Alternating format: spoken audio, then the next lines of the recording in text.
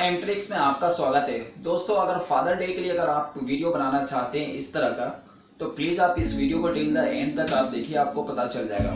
दोस्तों साथ ही मैं बताना चाहूँगा, अगर आप अपने फादर से प्यार करते हैं तो प्लीज़ फादर के लिए आप इस वीडियो को एक लाइक कीजिए। और दोस्तों अगर चैनल पे आप न्यू हैं तो प्लीज़ इस चैनल को सब्सक्राइब कीजिए, साथ ही बेल पे क्लिक कीजिए ताकि आपको नोटिफिकेशन मिलता रहे। दोस्तों मैं बताना चाहूँगा ये वीडियो ये टेम्पलेट जो हमने बनाया है वो आपको फ्री ऑफ कॉस्ट मिलेगा। इसके लिए आपको करना क्या है, जस्ट एक लाइक और एक कमेंट करना है वीडियो पे, और आपको ये लिंक शेयर करूँगा मैं, जिससे आपको डाउनलोड करने को मिलेगा।